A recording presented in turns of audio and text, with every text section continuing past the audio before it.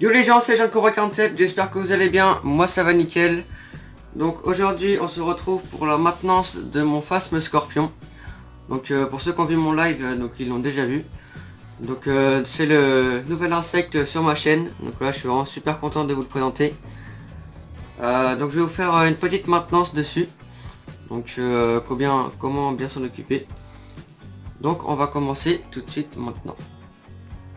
Voilà, donc là je l'ai pris sur ma main.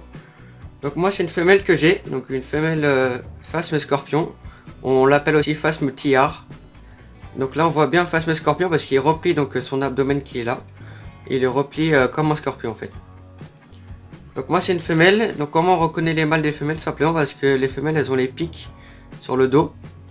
J'espère que vous voyez bien. Donc elles ont des petits pics sur le dos, donc c'est comme ça qu'on les reconnaît.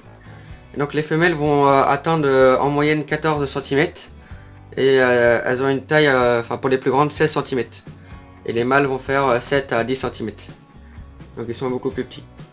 Donc il y a vraiment une grosse différence au niveau de la taille. Et c'est vraiment magnifique. Donc les phasmes scorpions, les femelles elles vivent à peu près 10 mois. 10 à 11 mois. Et les mâles ils vivent à peu près 7-8 mois. Donc il y a vraiment une différence de longévité de vie. Mais vraiment comme pour débuter dans les insectes, franchement les phasmes c'est vraiment super cool. C'est vraiment magnifique. Donc moi, donc du coup il y a plusieurs stats de taille. Donc ils vont faire ce qu'on appelle des mus.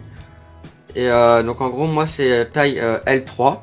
Et donc il va y avoir jusqu'à L7. Donc en gros ils vont faire jusqu'à 7 mus. Et la 7ème mue ça va être leur dernière. Et donc ça va être la taille adulte. Donc, vous voyez à peu près ma main. Elle veut se raccrocher en haut. Et donc elle va faire à peu près la taille de ma main une fois adulte. Et une fois qu'ils sont adultes, les femelles peuvent pondre 2 à 4 œufs par jour. Donc c'est vraiment très impressionnant. Vous pouvez vous retrouver avec une cinquantaine d'œufs en quelques jours, en quelques semaines. Donc moi je l'ai mis dans un petit terrain de 30 cm3. Donc ça convient très parfaitement pour un phasme. Donc j'ai mis, comme vous voyez, donc les feuilles de ronces. Donc ça va manger donc des ronces principalement, mais aussi les feuilles des arbres fruitiers, donc des chênes, des noisetiers, tout ce que vous voulez, du moment que c'est des arbres fruitiers. Donc moi ce que j'ai fait, c'est que j'ai mis donc un petit verre d'eau, donc qui est là. Et donc en fait, l'eau, ça permet de contenir les feuilles, ça va permettre de les... qu'elles sont... merde. Ça va permettre qu'elles restent tout le temps fraîches. Parce que si vous les... Ok d'accord, j'arrive plus à parler. Si vous mettez pas de verre d'eau en fait, les feuilles de ronces, au bout de 2-3 jours, elles vont commencer à pourrir. Et donc du coup ça va être pas bon pour votre phasme. Donc moi je vous conseille de mettre un petit verre d'eau. Donc j'ai mis un verre d'eau de 10 cm.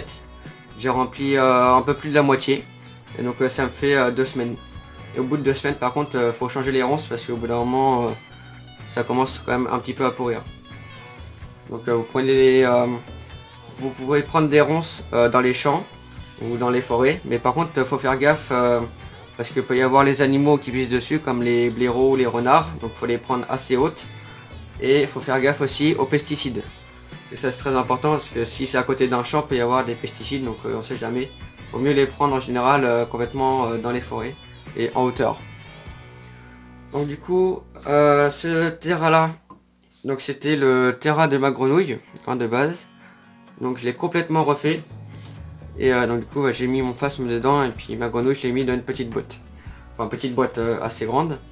Donc j'ai complètement réaménagé tout. Donc j'ai juste gardé donc mon petit Ficus plumilia qui est là, donc il pousse toujours aussi bien.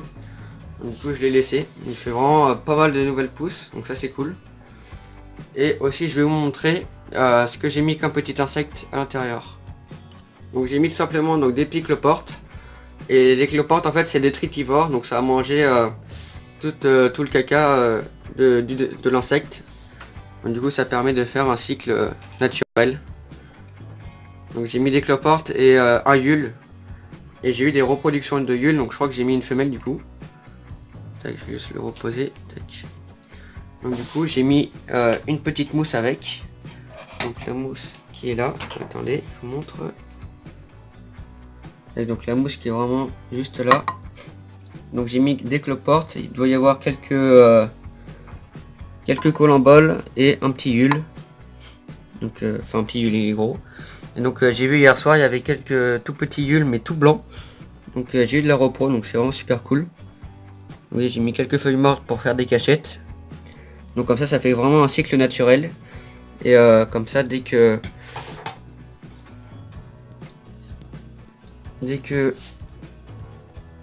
donc le phasme du coup quand il va faire ses besoins, donc du coup ça est directement mangé par les détritivores. Donc comme ça le terrain il est tout le temps propre, donc c'est vraiment cool. Donc voilà. Après au niveau de l'hygrométrie, moi je vaporise du coup juste la mousse avec les petites feuilles pour que les cloportes, les Yules et les colamboles ils puissent boire. Et sinon mon phasme scorpion je le vaporise juste 2 fois par semaine. Parce que si vous avez trop d'hygrométrie, bah, le phasme peut mourir. Donc il faut vraiment faire de toutes petites vaporisations. Donc vous pouvez vaporiser juste sur quelques feuilles, faut pas vaporiser tout le terrain, sinon votre phasme peut mourir. Donc voilà. Donc ça c'est vraiment super important parce que sinon si vous achetez votre phasme, il peut mourir dans les quelques jours qui viennent parce que vous avez trop vaporisé. Donc voilà. Après au niveau de la gestion des œufs, si vous avez de la reproduction, il faut savoir que les phasmes peuvent se reproduire par parthénogenèse. Donc en gros ils n'ont pas besoin du mâle, ils vont directement pondre des œufs fécondés. Et donc là par contre il faudra attendre 9 mois avant que les petits éclosent. Et si vous avez un couple, donc mâle et femelle, vous allez attendre juste 6 mois, donc ça va être beaucoup moins long. Et donc du coup au bout de 6 mois les œufs ils vont commencer à éclore. Donc il y a vraiment 2 cycles très longs pour les phasmes. Donc voilà, ça c'était au niveau des œufs. Bah après je crois que j'ai fait le tour. Donc vraiment faut avoir un grand terrain au départ. Parce que si vous les mettez juste dans les petites boîtes, ça grandit vraiment très vite. Ça grandit en quelques mois, donc faut vraiment avoir un grand terrain. Donc en 30-30 comme ça, ça suffit. Donc voilà les gens, cette vidéo est maintenant terminée, j'espère qu'elle vous a plu. N'hésitez pas à vous abonner et à laisser le petit like des familles, ça me ferait hyper plaisir. N'hésitez pas à mettre un commentaire aussi, je réponds à tous les commentaires. Donc voilà les gens, c'était Jean de Cobra, peace.